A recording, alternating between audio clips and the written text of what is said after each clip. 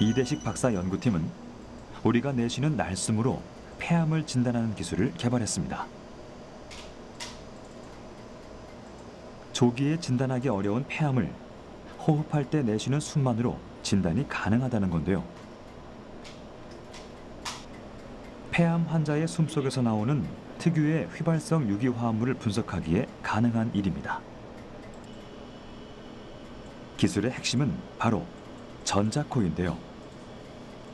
전자코로 폐암을 진단하는 방법을 호기가스 폐암 진단법이라고 합니다. 검사 과정은 이렇습니다. 먼저 전자코가 분석해야 할 날숨을 채취합니다.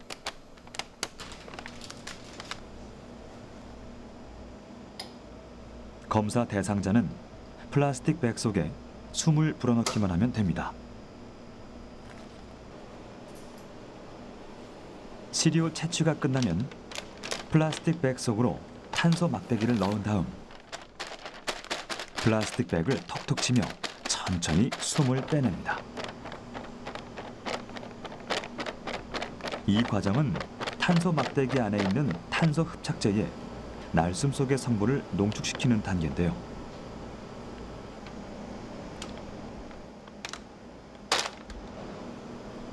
플라스틱 백에서 분리한 탄소 막대기를 센서가 있는 전자코 박스에 넣고 가스를 주입시키면 탄소 막대기에 있는 성분들이 밖으로 나옵니다.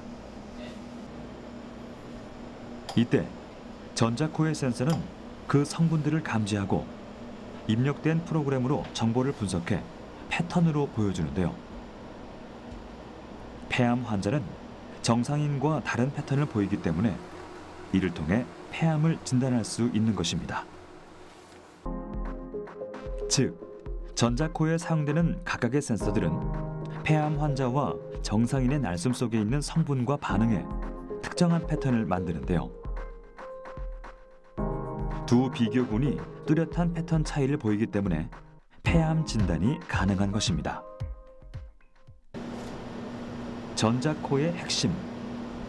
센서로 숨을 분석할 때 어떤 가스를 사용하고 또 어떤 재료로 만든 센서를 활용하느냐에 따라 날숨 속의 성분을 감지하는 감도가 달라집니다.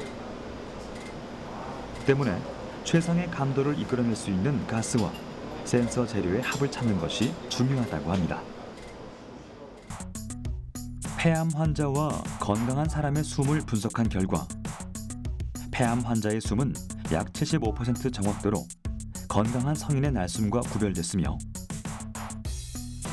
폐암 수술 후 일반인 숨 패턴과 격차가 줄어드는 것을 확인했습니다. 암 조직 제거로 인해 폐암 환자에서 나오는 휘발성 유기화합물이 줄어든 것인데요. 호기가스 폐암 진단법을 활용해 수술 예후 모니터링이 가능하다는 것을 보여주는 결과입니다. 숨을 내쉬는 것만으로 폐암 진단이 가능한 호기가스 폐암 진단법. 현재는 폐암을 조기 발견할 수 있는 공인된 검사법이 없기 때문에 폐암 확진이 늦어져 환자의 사망률이 높은데요. 호흡만으로 폐암 확진이 가능해진다면 환자의 생존율에 긍정적인 영향을 끼칠 것으로 기대되고 있습니다. 유레카!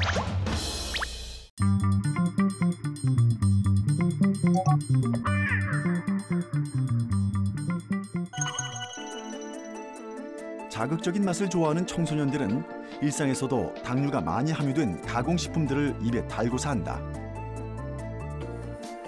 특히 물 대신 습관적으로 섭취하게 되는 음료들 속에는 과도한 당분이 들어있는데 물론 적당한 당 섭취는 몸에 활력을 불어넣기도 한다. 문제는 이것이 쾌감 중추를 자극해 단맛 중독을 일으킬 수 있다는 점이다. 세계보건기구 WHO가 권장하는 일일 설탕 섭취량은 50g 미만. 각설탕으로 따지면 15개 정도 양이지만 음료 등의 가공식품들 속에는 그것을 웃도는 양의 설탕이 함유돼 있다. 식약처가 발표한 1인 1일 평균 가공식품으로 당류 섭취량을 살펴봤더니 10대 청소년과 20대 청년들의 당 섭취량이 각각 57.5g과 52.2g으로 WHO 권장량 50g을 초과하는 것으로 나타났다.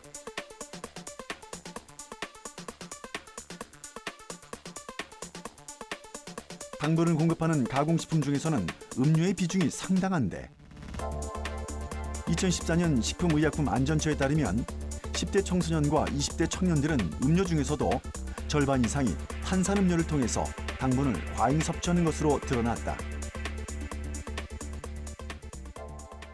당류를 많이 섭취했을 경우, 즉 과잉 섭취 시에는 비만과 또 심혈관 뇌혈관 질환, 당뇨병, 고혈압, 지방간 등 굉장히 다양한 그런 질병을 유발할 수 있다는 것이 문제가 됩니다. 설탕을 비롯한 당류를 섭취하게 되면 우리 뇌에 어떤 중추 신경을 자극을 합니다. 그래서 도파민이라는 신경 물질이 나오면서 쾌감을 느끼는 그런 중추를 자극을 하게 되거든요. 그러다 보니까 단맛을 먹다 보면은 점점 더 그 몸에 그런 기쁜, 즐거운 자극을 주는 그런 느낌을 받게 돼서 단 것에 좀 더 탐닉하게 되는 문제가 생기게 됩니다. 유레카!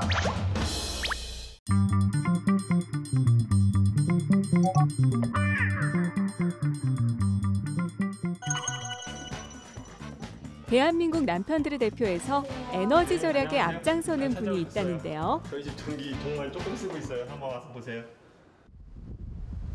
전기 코드 사용법부터 뭔가 남달라 보이는데요. 콘센트마다 뭔가가 꽂혀져 있죠. 네, 저희는 이 멀티 콘센트에 인터넷 관련 전원이 다 꽂아 있어요. 여기에 노트북 충전기, 공유기, 와이파이 이렇게 한꺼번에 다 설치가 돼 있죠. 컴퓨터를 사용하지 않을 때 단순히 컴퓨터 전원만 차단하는 것이 아니라 이렇게 인터넷과 관련된 제품들의 전원도 동시에 차단해 대기 전력의 낭비를 막는 거죠. 아니 그런데 에너지 절약법 알려주시다 말고 갑자기 TV 보시면 어떡하나요? TV를 똑같이 보는데도 전기가 한 20-30% 절약된다. 되게 좋잖아요? 가족들 몰래 그것도. TV를 똑같이 보는데 전기가 절약된다고요? 바로 TV의 절전 모드 기능을 활용하는 건데요. 화면을 볼 때 불편하지 않을 정도로 밝기를 조절해주면 월 19.5kW의 전기를 절약할 수 있다고 합니다. 간편한 설정만으로 1년 365일 내내 전기를 절약할 수 있는 거죠. 이렇게 절전 수준 0일 때는 전기 소모량이 300W가 넘잖아요. 이걸 3이나 4로 바꿔주면 200W 이하로 줄어요. 이 TV 절전 수준을 바꿔주는 거는 아주 쉽게 가족들을 고생시키지 않고 전기 절전할 수 있으니까 가장 쉬우면서도 가장 효과적인 절전 방법이라고 생각해요. 가정에서 전력 소비가 가장 많은 전기 제품. 에어컨 냉방 온도는 28도에서 30도면 충분합니다. 보시면 에어컨이라고 써 있어요. 에어컨 전용 누전 차단기예요. 나갈 때 이거 끄고 또 여름에 들어올 때 필요하면 켜고 굉장히 쉽죠. 근데 9월 달부터 7월 달까지는 그냥 내려놓으면 10개월간 전기 절약이 되는 거예요. 어떻게 하면 조금이라도 더 에너지를 절약할 수 있을까 실험에 실험을 거듭 1년 만에 전기세를 반 이상 줄일 수 있었다는데요. 이웃들에게 에너지 절약 노하우를 널리 전파한 결과 구청에서 수여하는 우리 동네 절전왕도 2번이나 수상했습니다. 스케일 정말 남다르죠? 그렇죠. 우리 남자들이 낳았으면 좀 덩치가 큰 거죠. 1, 2kg 절약이 아니라 1, 20kg 절약하는 거죠. 유레카!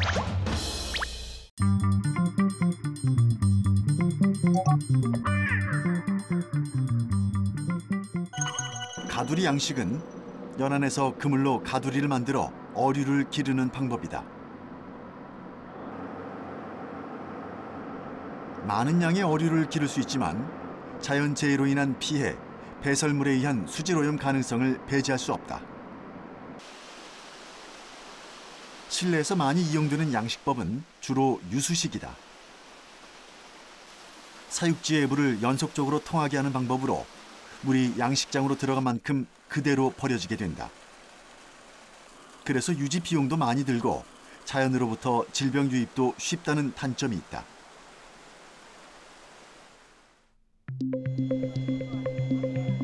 이곳 양식장은 미생물을 활용해 수산물을 양식하는 바이오플락이란 기술을 도입했다. 본래 미생물 덩어리란 뜻의 바이오플락은 물고기가 배출하는 배설물을 미생물이 섭취하도록 하고 이 미생물이 성장하면 다시 물고기가 섭취하게 해서 사료의 양을 줄이는 양식 기술을 의미한다. 때문에 일반적인 양식보다 사료량이 30%가량 줄어든다.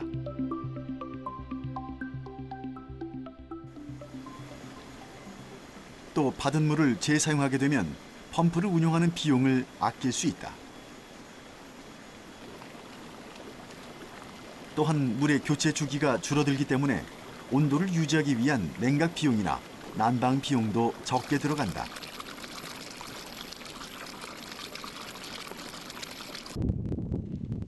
우리나라가 개발한 이 바이오플락 양식 기술은 해외에도 수출됐다.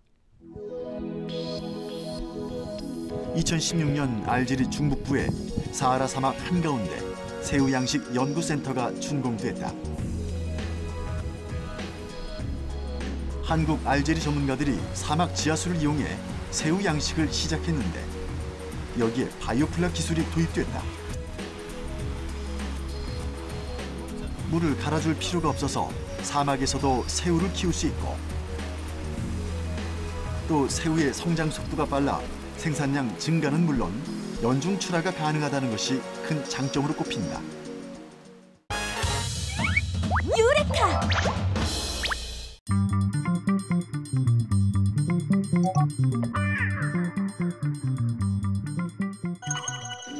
소재나 부품의 표면에 나노 구조의 보호막을 입히는 나노 코팅 기술은 우리 생활 곳곳에서 유용하게 사용되고 있습니다.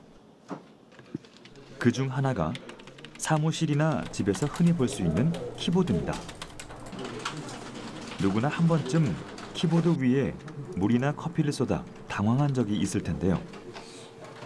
키보드에 발수 기능의 나노 코팅 기술을 입히면 이런 사고에도 걱정 없는 키보드가 탄생하게 되죠.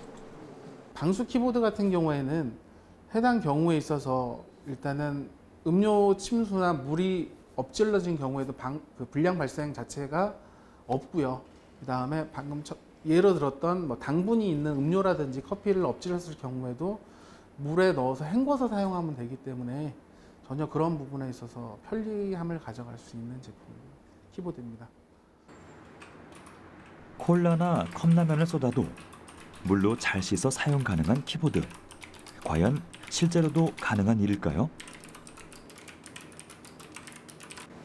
확인을 위해 방수 키보드를 물속에 넣어 타이핑을 시도해봤습니다. 물속에서도 정상 작동이 가능할까요? 사용자의 입력에 따라 모니터에 한자 한자 적히는 글자들. 여러 번을 시도해도 키 입력에는 아무런 문제가 없었는데요. IP68 등급으로 수심 1m 이상에서도 방수 기능이 적용된다고 합니다. 나노 코팅 처리를 통해서 기판을 방수 처리를 했고요. 일반적으로 뭐 실리콘으로 덮는다거나 어떤 랩으로 싼다거나 그런 형태가 아니라 그 미세한 입자를 방수 입자를 도포를 함으로써 그 기판에 방수 처리를 해가지고 방수 제품으로 만들어진 제품입니다. 이 강력한 방수 기능은 적외선을 감지해 입력하는 광축 키보드이기 때문입니다. 일반 키보드는 스위치에 물이 들어가면 접점 사이에 전기가 통해 제멋대로 키가 입력되거나 고장이 나는 문제가 발생했죠. 하지만 광축 키보드는 적외선으로 신호를 전달합니다. 빛을 기반으로 입력이 이루어지기 때문에 키보드 하단의 기판에는 적외선에 흐르는 IR 센서가 위치해 있죠. 스위치를 누르면 센서 사이의 빛의 연결이 끊기며 입력 신호가 본체로 전달됩니다. 이 부분에 방수 처리를 철저히 하면 물을 쏟아도 작동에 문제가 없죠. 유레카!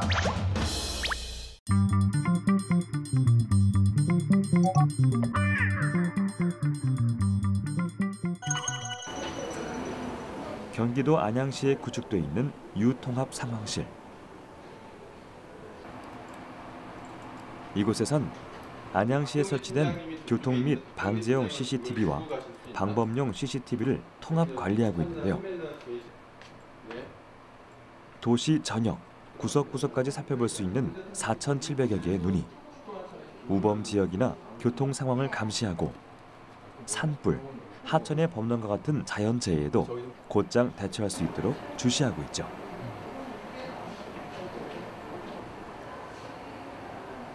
핵심은 CCTV와 통합 상황실, 그리고 소방서와 경찰서가 유기적으로 연결돼 시민의 안전을 지키고 있다는 점입니다.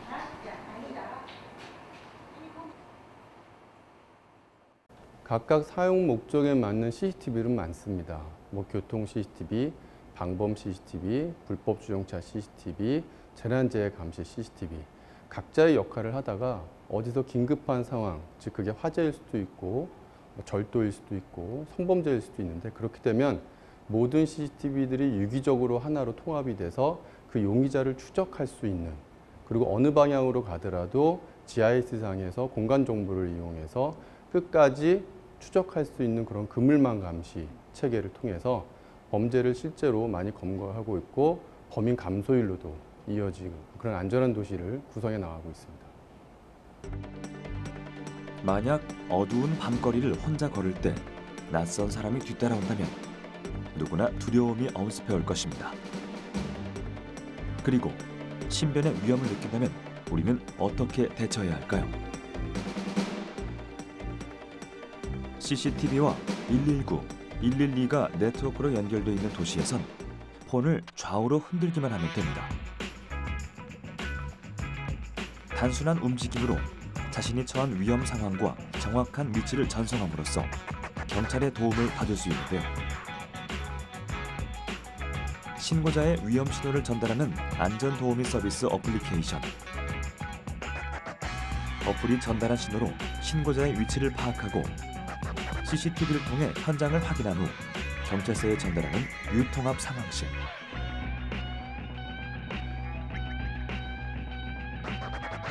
그리고 현장으로 출동하는 경찰관이 상황실이 제공하는 정보를 실시간으로 공유하기에 가능한 일입니다.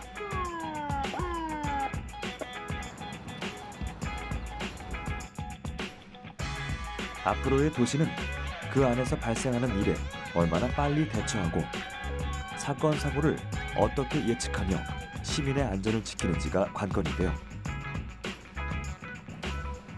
이러한 시스템은 스마트 시티 조성에 있어 국민의 안전을 책임질 밑거름이 될 것입니다. ICT 기술이 나날이 발전하고요. IoT 첨단 장비들도 계속 들어오고 있습니다. 그런 장비들을 지능화시켜서 시민 안전과 복지를 향상시킬 수 있는 시민들 눈높이에 맞는 서비스, 컨텐츠들을 개발하는 게 앞으로 굉장히 중요하고요. 또 하나 중요한 것은 센터 간 연계를 통해서 비용은 최소화시키고 기간을 단축하지만 사회 안전망은 확보할 수 있는, 끌어올릴 수 있고 개선할 수 있는 어떤 그런 연계 체계가 앞으로 굉장히 중요하다고 보겠습니다. 유레카!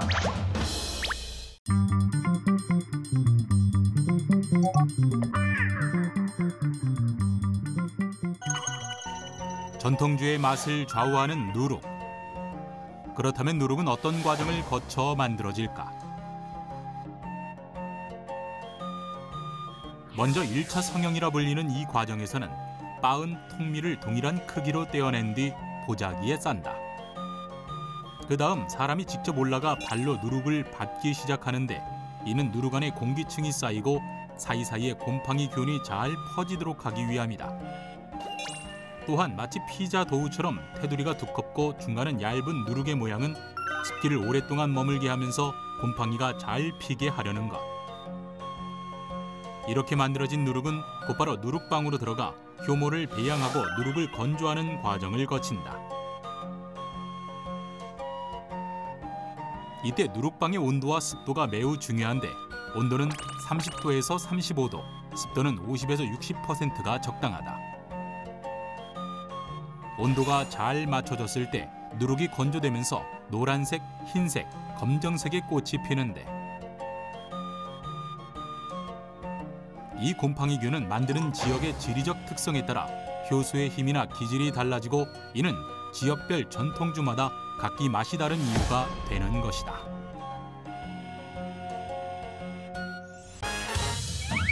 유레카!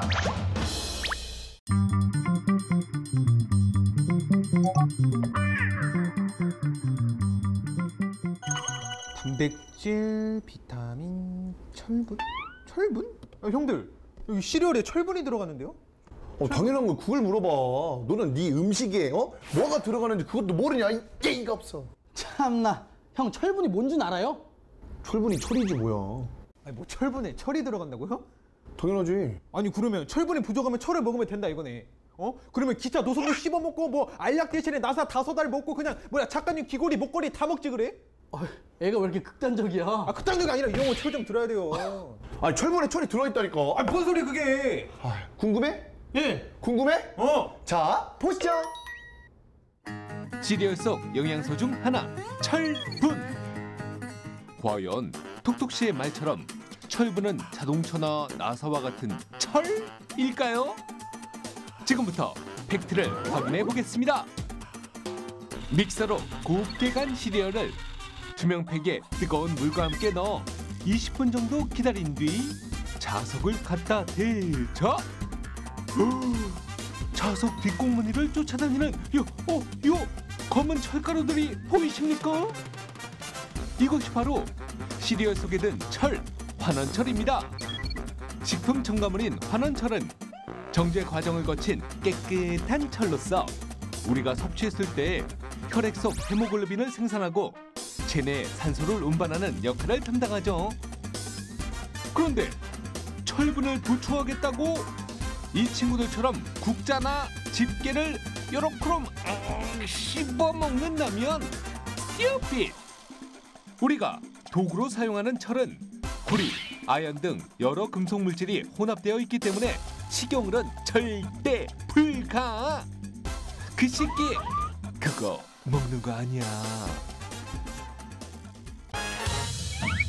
유레카!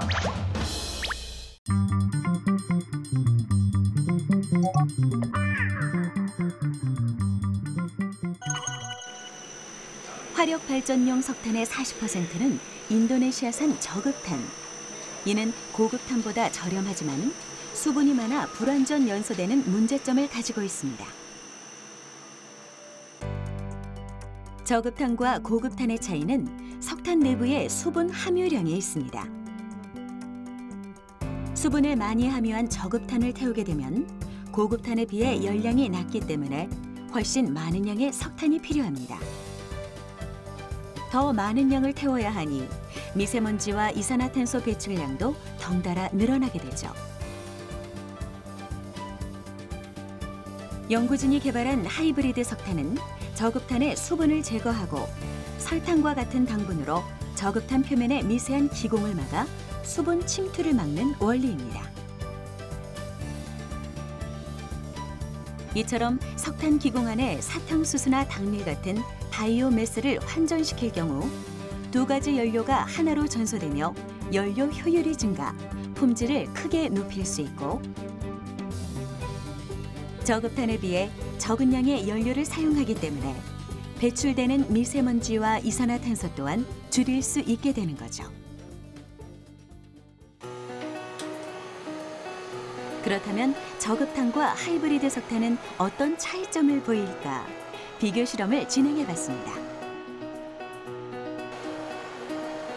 저급탄과 하이브리드 탄을 각각 불을 붙여 태워봤는데요.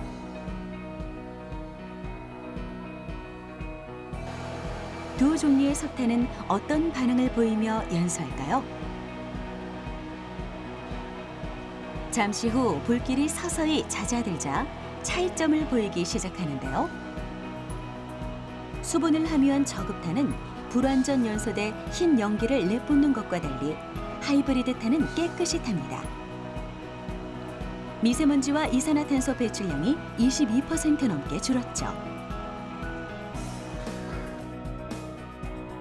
저급탄과 하이브리드 탄을 가장 잘 판별하는 방법은 물에 넣어보는 것입니다. 제조 과정에서 당분으로 미세한 기공을 막은 하이브리드 탄은 정말 그 원리처럼 물의 침투를 막을 수 있을까요? 수분을 흡수한 저급탄은 물속에서 금방 풀어지고 맙니다. 하지만 하이브리드 탄은 물에 풀어지지 않고 오랜 시간 제 형태를 유지했습니다.